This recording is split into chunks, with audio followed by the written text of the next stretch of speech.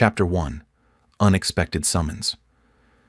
Douglas Ellison sat in his architectural firm's corner office, reviewing blueprints for a downtown renovation project when his phone buzzed with an unknown number.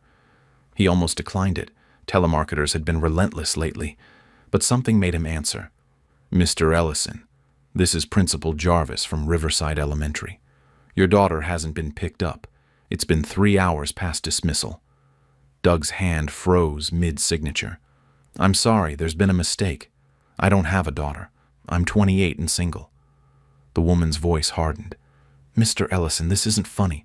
Clara has been sitting here crying, waiting for someone to get her. If you don't come immediately, we're calling the police for child neglect." "Clara?" His mind raced through ex-girlfriends, one-night stands, nothing.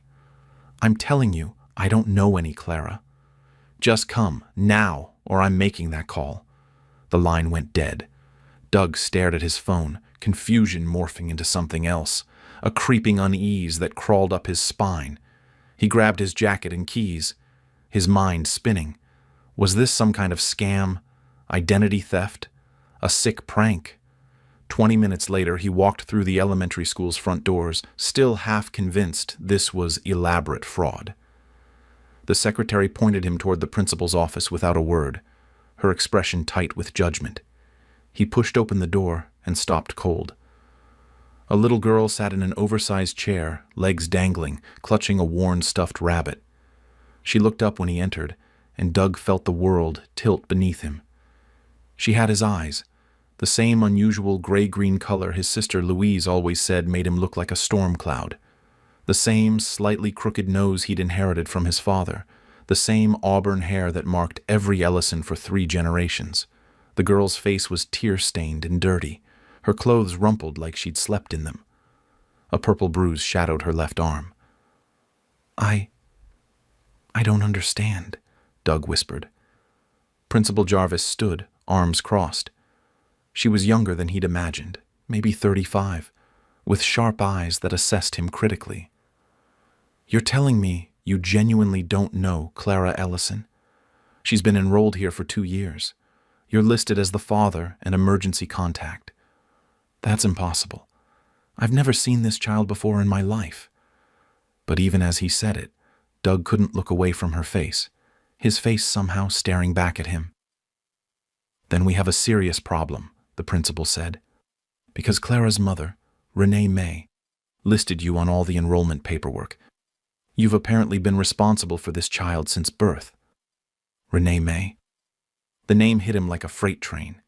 7 years ago. A whirlwind 3 months before she'd vanished without explanation. He'd tried to find her, worried something had happened, but her phone was disconnected, her apartment emptied. He'd eventually convinced himself she'd simply wanted out and moved on with his life. "Renee," he breathed. "We dated briefly, but..." He looked at the girl again. Clara. 6 years old, maybe 7. The timeline fit perfectly. "Clara," Principal Jarvis said gently, "is this man your daddy?" The girl looked at Doug with those heartbreaking storm cloud eyes and whispered, "Mommy says he doesn't want me. That's why he never comes." Doug felt something crack inside his chest. He knelt slowly, making himself smaller, less threatening. "Hi, Clara. I'm Doug. And I promise you, I didn't know you existed. If I had known..." His throat closed. "The question now," the principal interrupted, "is where is Ms. May? This is the 3rd time this month Clara's been left here for hours. We've called the mother repeatedly. When we finally used the father's contact information, your information, we reached you." "Where does she think her mother is?" Doug asked. Principal Jarvis's expression darkened. "She says her mother is with Uncle Warner. She says they forget sometimes." "Forget their child?" Doug stood, anger flaring hot and sudden. "They forget? Mr. Ellison, I'm going to be frank. Clara comes to school hungry. Her clothes are often dirty. She falls asleep in class. I've been documenting concerns for months, but without evidence of immediate danger, CPS investigations take time." She paused. "But leaving a 6-year-old at school for 3 hours crosses a line. I'm required to make a report." Doug looked at Clara, his daughter apparently. and made a decision that would change everything. "Make your report," he said, "and give me Renee's current address. I'm going to get some answers." "I can't legally." "She put me on the emergency contact forms. That makes me responsible, right? So I need to know where my daughter lives." He let steel creep into his voice, the same tone that had closed million-dollar deals. Principal Jarvis studied him, then wrote an address on a sticky note. "CPS will be contacting you.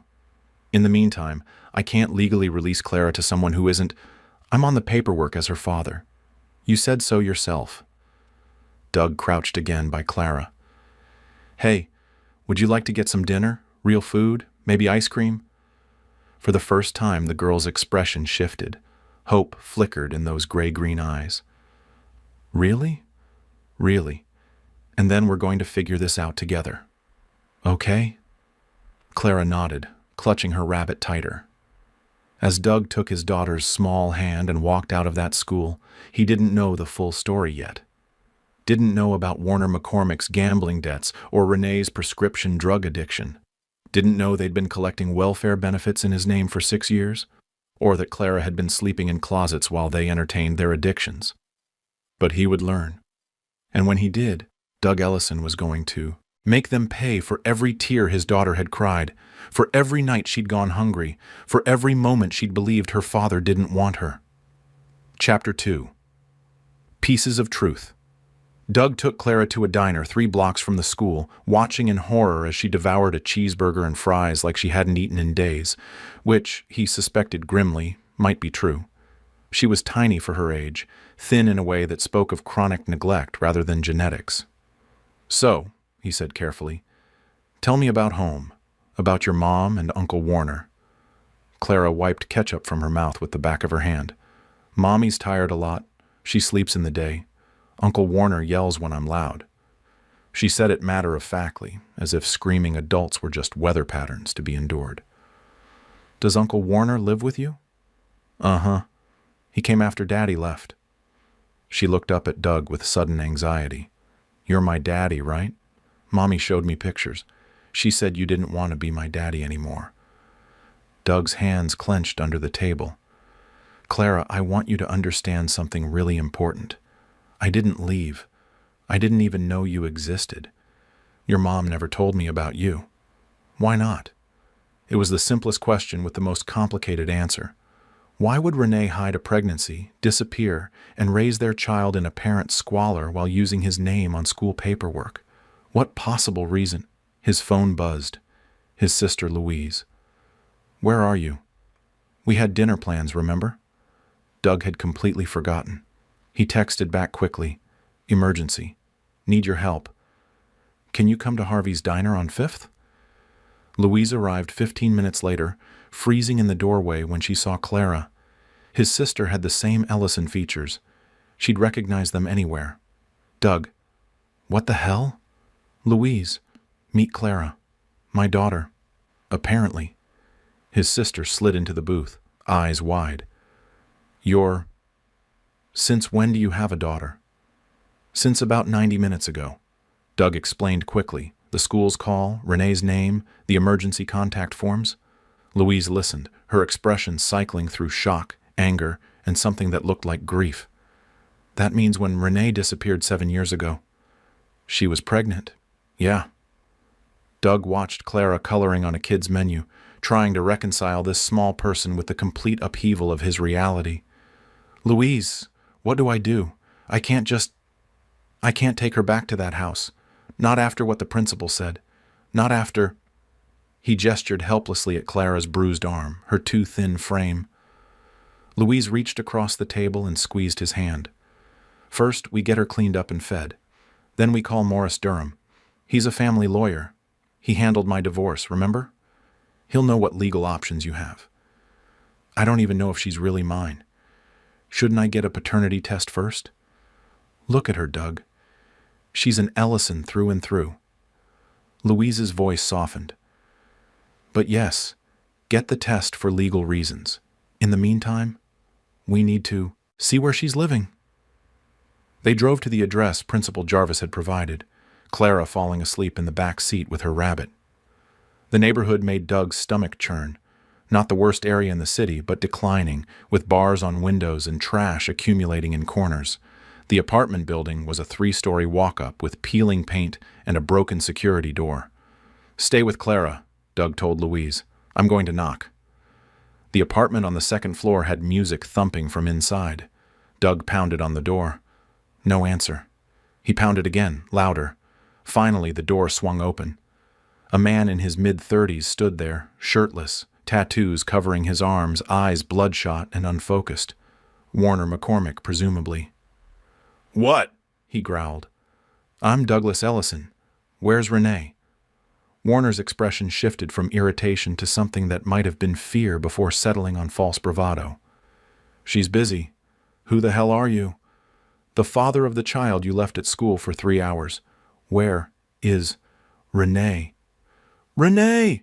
Warner called over his shoulder. "Some guys hear about the kid."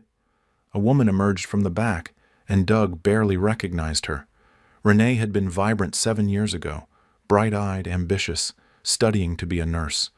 The woman before him was hollow-cheeked, with lank hair and the telltale signs of serious drug use. She blinked at Doug, and he saw the moment recognition hit. "Doug?" Her voice was raspy. "What are you doing here?" "What am I—" He fought to keep his voice level. "Renee, I have a daughter. You never thought to mention that?" She had the grace to look away. "You weren't supposed to find out. The school called me. I'm listed as emergency contact. Clara's been waiting there for hours." "Oh, shit." Renee glanced at Warner, who'd moved behind her, proprietary hand on her shoulder. "We lost track of time. We were high?" Doug finished coldly. "Gambling? Sleeping off whatever you took last night? Choose your excuse." "You don't understand," Renee started, but Warner cut her off. "We don't owe you explanations, man. Renee's got custody. The kid's fine. Maybe if you'd stuck around, I didn't know." Doug stepped closer, and Warner actually retreated. She disappeared, changed her number, vanished. And now I find out she's been raising my daughter in this... He gestured at the apartment, where he could see dirty dishes piled high, empty bottles scattered, general chaos. "Tell me something, Renee. Have you been collecting benefits, child support, welfare, all in my name?" Her silence was answer enough. "I could have you arrested for fraud," Doug said quietly. "For identity theft, for child neglect. The principal is making a CPS report right now." "You can't take her," Renee said suddenly, desperately. "She's my daughter. Our daughter, and yes, I can, I will." Doug pulled out his phone, photographing the apartment's condition. Warner lunged forward, but Doug had already stepped back. "Delete that." "Make me." Doug met his eyes. "Touch me, and I'll have you arrested for assault. You've already got priors, don't you? I can see it in your face." Warner's expression darkened with genuine menace. "You don't want to fuck with me, rich boy." "No, Warner. You don't want to fuck with me." Doug smiled, and it wasn't pleasant. "Because I've got resources you can't imagine. Lawyers, private investigators, money, and now I've got motivation. You've been hurting my daughter. That was your first mistake. Threatening me was your second." He turned to Renee, whose eyes were wet with tears. Probably withdrawal, not remorse. "You'll hear from my attorney. And Renee, if you actually gave a damn about Clara, you'd let her go willingly. But we both know you don't care about her. You just care about losing your meal ticket." Doug left them standing there, Warner's curses following him down the stairs. When he reached the car, Louise looked at him with concern. "You okay?" "No." Doug looked at Clara, still sleeping peacefully, unaware of the war that had just been declared. "But I will be. Once I get her somewhere safe and make those bastards pay for what they've done." He didn't know it yet, but Warner McCormick had $15,000 in gambling debts to some very dangerous people. Didn't know that Renee was supplementing her welfare checks by stealing prescription pads from the hospital where she'd once dreamed of nursing. Didn't know the full extent of their criminal network. But Doug was smart, methodical, and now thoroughly motivated. He'd uncover everything, and when he did, he wouldn't just win custody. He'd destroy them. Chapter 3. Building the Case. Morris Durham sat across from Doug in his law office the next morning, reviewing the paternity test Doug had expedited for $500 in same-day results. Clara was at Louise's house, finally bathed and in clean clothes, sleeping in a real bed for what his sister suspected was the first time in months. "It's a match," Morris confirmed. 99.9% probability. "She's yours, Doug, legally and biologically." He leaned back in his chair, a heavy-set man in his early 50s with sharp eyes and a reputation for winning ugly custody battles. "Now, let's talk about what we're dealing with." Doug had barely slept, spending the night researching Renee May and Warner McCormick. What he'd found made his blood boil. "Renee's been collecting state benefits for 6 years," Doug began. "Welfare, food stamps, Medicaid, all claiming she's a single mother with no child support. But she listed me on Clara's birth certificate and school paperwork. She's been using my identity without my knowledge or consent." "That's identity fraud and welfare fraud," Morris noted, taking meticulous notes. "Federal and state charges. Continue. Warner McCormick, he's got a record: petty theft, assault, drug possession. He's currently wanted for missing a court date on a DUI from 3 months ago." Doug slid a folder across the desk. "But here's where it gets interesting. I hired a private investigator last night." "That was fast." "I'm motivated." Doug's jaw tightened. "Warner owes 15 grand to a loan shark named Shelby Palmer. He borrowed it 6 months ago for gambling debts. He's been making payments by dealing pills on the side. Oxycodone, Xanax, Adderall, prescription stuff. And where's he getting the pills?" Doug's eyes went cold. "Renee. She works part-time as a medical assistant at Riverside Clinic. She's been stealing prescription pads and pills for months. The clinic hasn't noticed yet because she's careful, rotating doctor's pads, taking small quantities. But my investigator, Carrie Frazier, got photos, documented dates and times." Morris whistled low. "You've been busy. I'm just getting started." Doug opened another folder. "Here's where I need your legal expertise. I want emergency custody of Clara, today. And I want charges filed against both Renee and Warner for everything they've done." "Emergency custody is possible given the neglect report from the school, but..." "But?" Morris chose his words carefully. "Doug, you're asking for total nuclear war here. If we move forward with fraud charges, drug charges, theft charges against Clara's mother, we're not just winning custody. We're putting her in prison, potentially for years." "Good. Think about how Clara will process that." Doug had thought about little else. "Morris, my daughter is 6 years old. She weighs 42 pounds, underweight for her age. She has bruises on her arms from being grabbed too hard. She told Louise this morning that sometimes she goes to bed hungry because Mommy and Uncle Warner need the food money more. She's been sleeping in a closet because they turned her bedroom into Warner's office, which is apparently where he counts money and packages pills." His voice cracked. "She thought I abandoned her. She's been living in hell while they collected money in my name and fed their addictions. So no, I don't feel bad about putting them in prison. I feel bad I didn't know soon enough to stop it years ago." Morris nodded slowly. "All right, let's do this the right way. First, emergency custody hearing. I can get us in front of Judge Hodge this afternoon. She's tough but fair, and she has zero tolerance for child neglect. Second, we compile everything for the DA. The fraud evidence, the drug evidence, all of it. Third, we document everything Clara says and does. Medical exams, psychological evaluations, the works. We build an airtight case.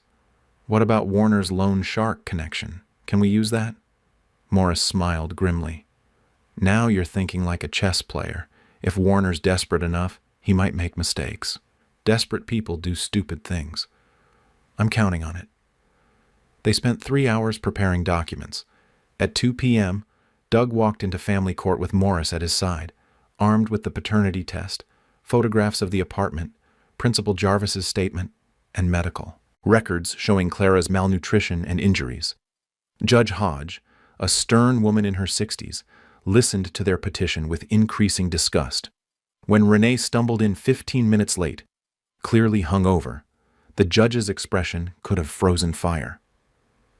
"Ms. May, you left your 6-year-old daughter at school for 3 hours?" I lost track of time, Your Honor. It won't happen again. You're right.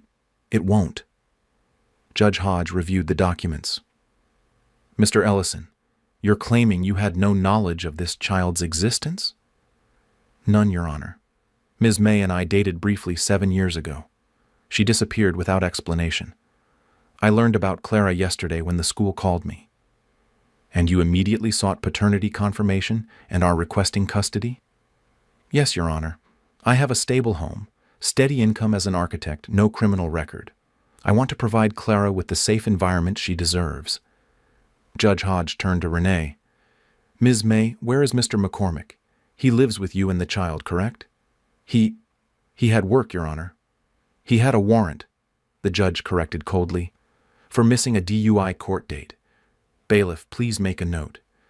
Ms. May, I'm granting Mr. Ellison emergency temporary custody effective immediately. You'll have supervised visitation pending a full custody hearing in 30 days. In the meantime, CPS will conduct a full investigation of your home. Renee's face crumpled. You can't take my baby. I can and I have.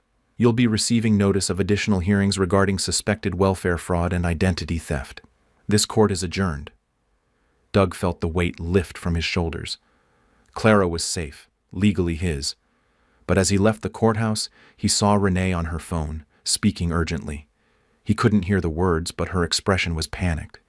She was warning Warner. Good. Let them panic. Let them make mistakes. Because Doug's plan was just beginning, and by the time he was finished, Renee and Warner wouldn't just lose Clara. They'd lose everything. Chapter 4. The detective Doug spent the next week transforming his bachelor's life into one that accommodated a traumatized 6-year-old. Louise helped him convert his guest room into a princess-themed sanctuary, complete with a real bed. Clara's reaction to her first night in it had brought tears to both their eyes. He enrolled her in therapy with Dr. Willa Jarvis, no relation to the principal, bought clothes that fit, and learned the peculiar art of braiding hair via YouTube tutorials. But while he built a life for Clara during the day, his nights belonged to revenge. Carrie Fraser, the private investigator he'd hired, was worth every penny of his expensive retainer.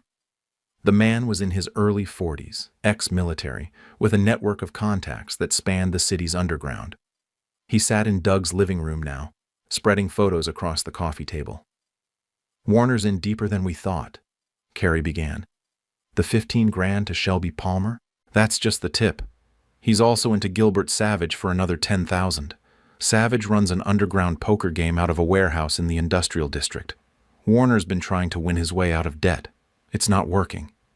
Doug studied the surveillance photos. Warner entering sketchy buildings, meeting with rough-looking characters, always glancing over his shoulder. How long before these guys lose patience?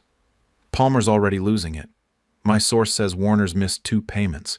Palmer's sent Rodrigo Lutz around to deliver messages. Carrie tapped a photo of a heavily tattooed man who looked like he ate nails for breakfast. Lutz is Palmer's enforcer. Warner's terrified of him. Good. Doug leaned forward. What about Renee's pill operation? She's getting bold or desperate. She hit 3 different doctors' offices last week, stole pads from all of them. She's writing scripts for Warner to fill at different pharmacies across town. They're selling to Savage's poker players and Palmer's contacts. Small-time operation, but consistent. Carrie pulled out another folder. Here's where it gets interesting. The State Pharmacy Board is already investigating unusual patterns at those locations. They just don't know who's behind it yet. Can we help them figure it out? Carrie grinned. Anonymous tip to the right investigator? Consider it done. But Doug, once this train starts moving, it's not stopping. Are you sure you want to go this far? Doug thought of Clara's nightmare last night, how she'd woken up crying, convinced he'd disappeared like her mother always said.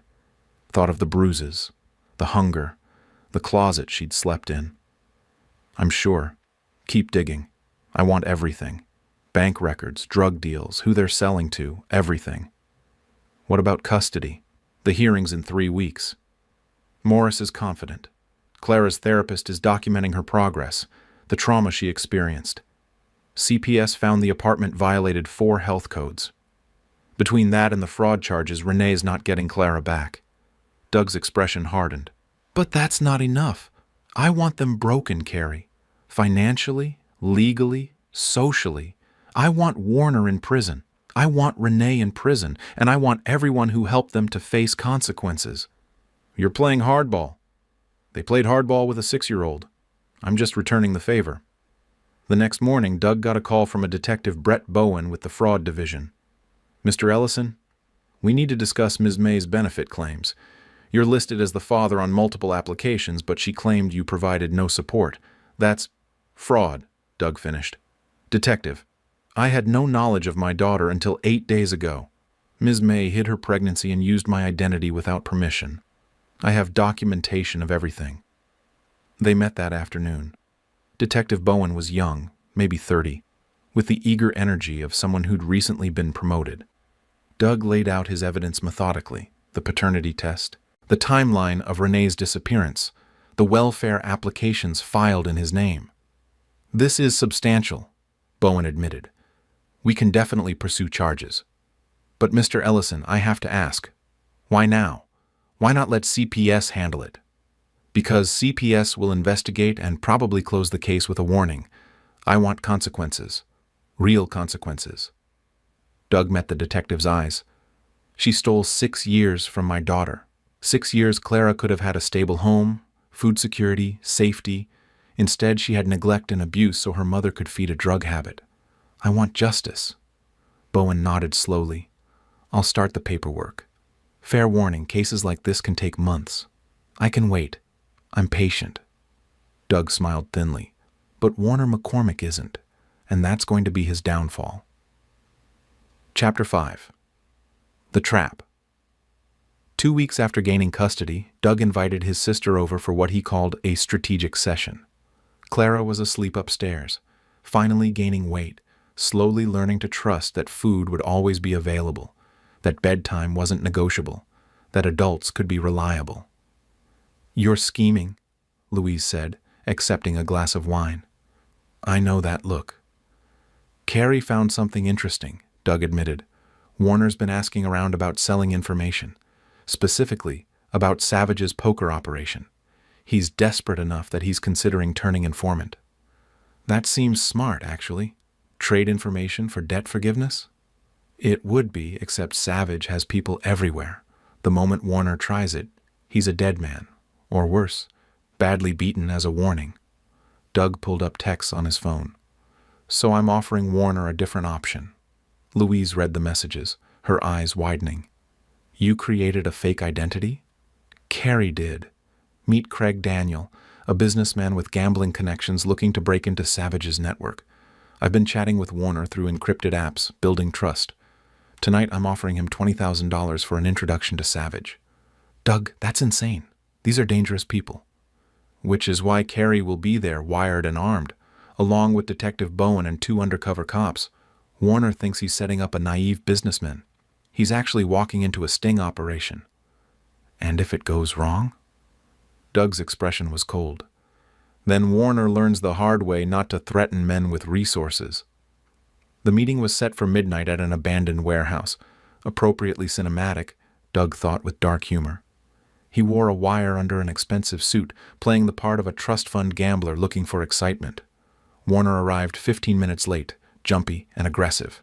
You got the money? Doug showed him a briefcase full of cash, bait provided by the police department. $20,000 as promised. You introduce me to Savage, I'm in his game, you get your money. Simple. And you forget where you heard about the game. Naturally. I'm a businessman, Warner. I understand discretion. Warner grabbed the briefcase and Doug caught Carrie's signal from his hidden position. Not yet. They needed Warner to make the introduction first, needed evidence of the illegal gambling operation. Savage is inside, Warner said, jerking his head toward the warehouse.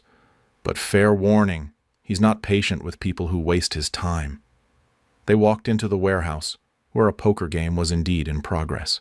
6 men around a table, cash piled high, bottles of expensive liquor scattered about. Gilbert Savage sat at the head, a man in his 50s with dead eyes and an aura of casual violence. Savage, "This is Craig Daniel," Warner announced. "The businessman I told you about. He wants in." Savage studied Doug with the assessment of a predator evaluating prey. "Warner says you have money and no sense. That true?" "I have money," Doug agreed smoothly. "Whether I have sense, you'll have to determine. I'm looking for a game with real stakes. Got bored with legal casinos. Buy-in is 50 grand. Not tonight. Tonight I'm just watching, getting a feel for the operation. If I like what I see, I'll bring real money next time." Savage laughed. "Ballsy. All right, Warner, he can stay. But you owe me 10 grand by Friday, or Lutz pays you another visit. And this time, he's bringing bolt cutters." Warner's face paled. "I'll have it. I just need Friday." That's when Doug gave the signal. The warehouse doors burst open. "Police! Nobody move!" Chaos erupted. Savage went for a gun, but Detective Bowen was faster. Cards and money scattered as men tried to flee, running straight into officers stationed at every exit. Warner stood frozen, comprehension dawning too slowly on his face. You set me up," he breathed, staring at Doug. "I believe the phrase is played you like a fiddle." Doug ripped off the wire. "How does it feel, Warner? Being betrayed by someone you thought you could use?" "You son of a—" Carey appeared, restraining Warner before he could finish. "Careful. Assaulting a witness gets you extra years." By the time the arrests were processed, they had Savage for running an illegal gambling operation, possession of illegal firearms, and money laundering. His associates faced similar charges. Warner was arrested for drug trafficking, assault charges from the priors they'd researched, and conspiracy. But Doug wasn't finished. Chapter 6. The Prescription. While Warner sat in jail unable to make bail, his debts ensuring no one would help him, Renee became Doug's next target. But he didn't have to do much. The pharmaceutical board investigation that Carey had tipped off was moving faster than expected. Dr. Shelby Palmer, no relation to the loan shark, called Doug personally. "Mr. Ellison, I'm with the State Pharmacy Board. We're investigating prescription fraud, and your daughter's mother's name has come up repeatedly. We understand you have custody?" "I do. What do you need?" "Any documentation of her drug use, her employment at Riverside, clinic, anything that might support our investigation." Doug provided everything. Clara's statements about pills in the house, photos of the apartment with visible medications, timestamps of Renee's work schedule cross-referenced with suspicious prescriptions. The board moved swiftly. 3 days later, Renee was arrested at the clinic. The raid found stolen prescription pads in her locker, unregistered medications, and evidence she'd been forging doctors' signatures for months. The clinic administrator, horrified at the liability, immediately fired her and cooperated fully with investigators. Doug watched the news coverage from his living room, Clara playing with blocks nearby. She'd asked about her mother once. "When is Mommy coming back?" And Doug had answered carefully, "Your mommy made some bad choices. She's going to be away for a while, getting help, but you're safe here with me." Clara had considered this, then asked if they could have spaghetti for dinner. Children were resilient in ways that broke and inspired him. His phone rang. "Morris." "The custody hearing is tomorrow," his lawyer said. "But given recent developments, I don't think Renee will even show. Her public defender is advising her to focus on the criminal charges. She's looking at 10 years minimum between the fraud, theft, and drug charges." "Good. Doug, I have to ask, did you orchestrate all of this? The gambling sting, the pharmacy investigation, all of it?"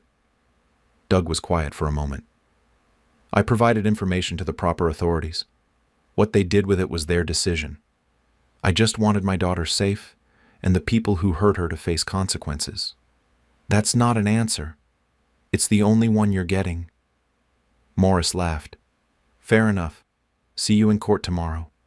Bring Clara. The judge will want to see how she's adjusting." The custody hearing was anticlimactic. Renee didn't appear.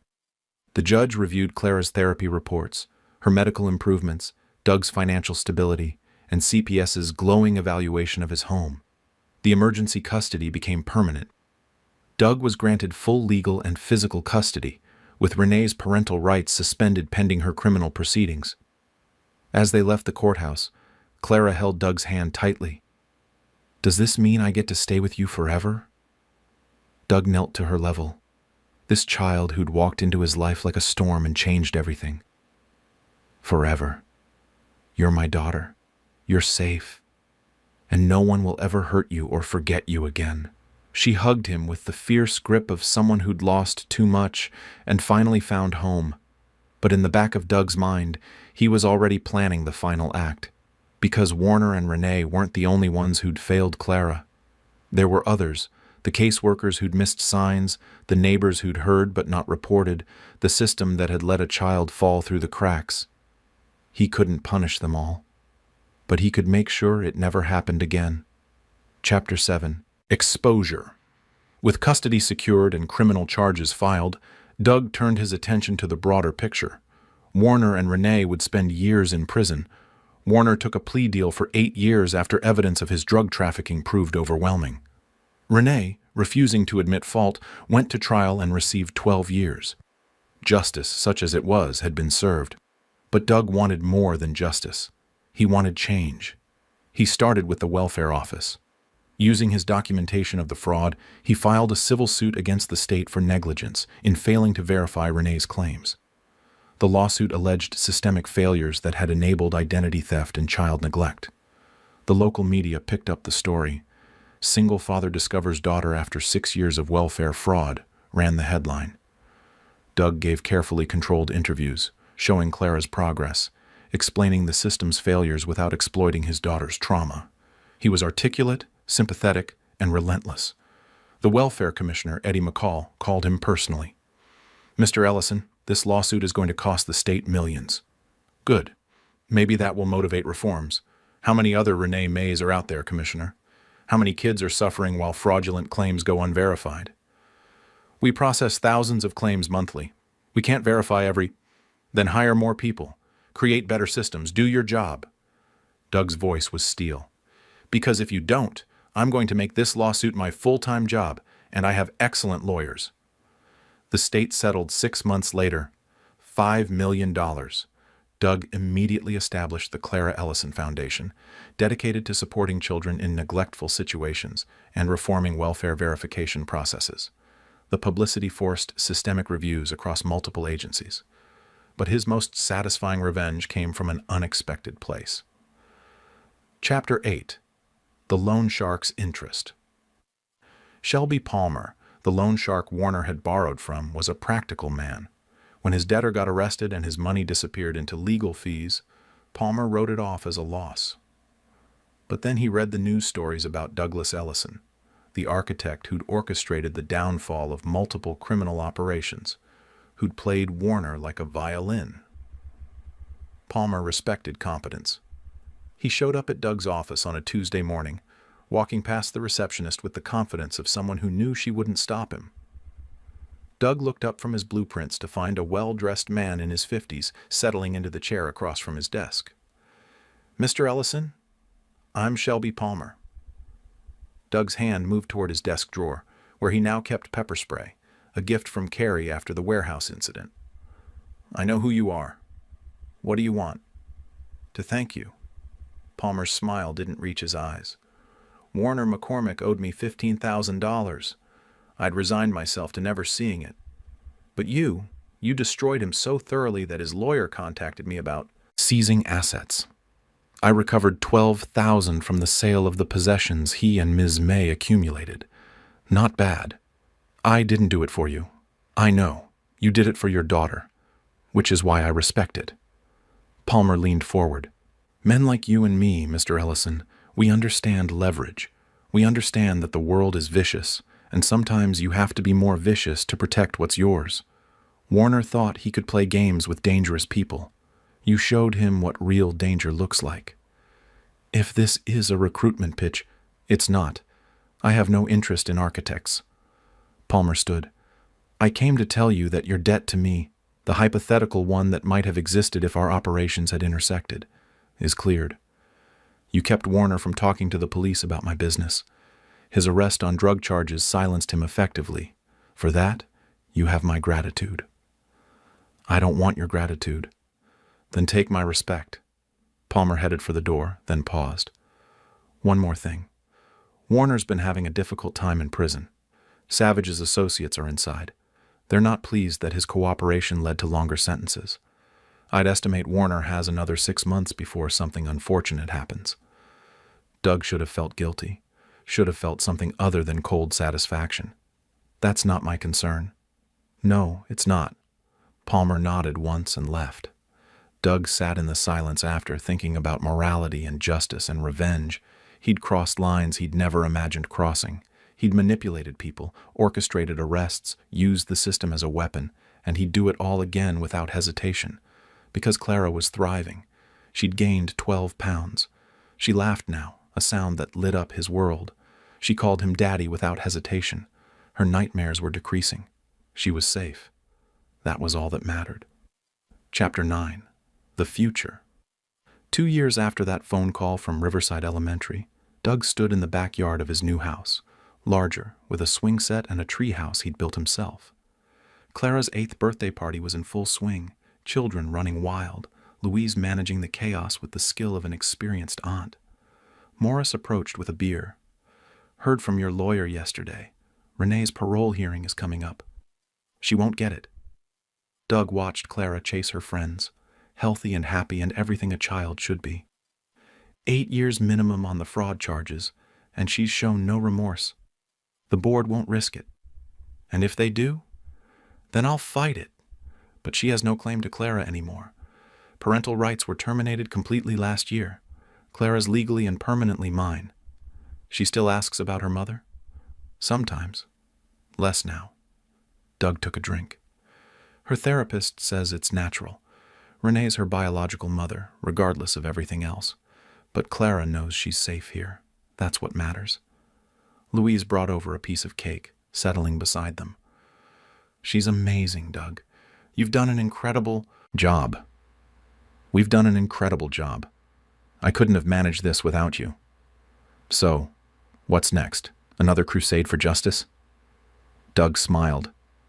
Actually, I'm thinking about running for city council.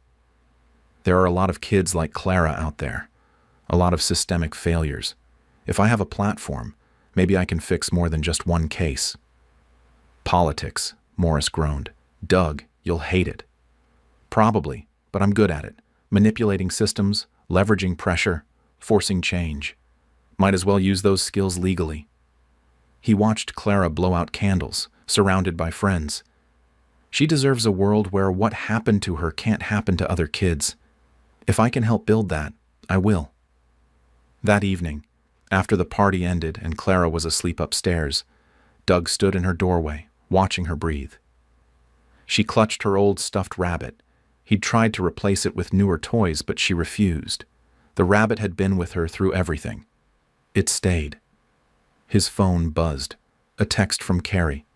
Warner was stabbed in prison yesterday. Survived, but barely. Thought you'd want to know. Doug stared at the message, waiting for guilt that didn't come. Warner had made his choices. He'd hurt a child, enabled abuse, threatened Doug's family. Whatever happened to him now was consequence, not tragedy. He deleted the message and returned to watching Clara sleep. 2 years ago, a phone call had shattered his simple life. He'd discovered he was a father, that someone had stolen years from him, that a child had suffered because of lies and neglect. He could have walked away, taken custody quietly, let the system handle the rest, moved on. But Douglas Ellison wasn't a man who walked away. He was a man who solved problems, who dismantled obstacles, who protected what was his with ruthless efficiency. He'd destroyed the people who hurt his daughter. He'd rebuilt her life. He'd changed systems. And he'd do it all again without hesitation. Because that little girl sleeping peacefully upstairs was worth every manipulation, every scheme, every line he'd crossed. She was his daughter. His storm-cloud-eyed, resilient, beautiful daughter. And no one would ever hurt her again. This is where our story comes to an end. Share your thoughts in the comments section. Thanks for your time. If you enjoy this story, please subscribe to this channel. Click on the video you see on the screen, and I will see you there.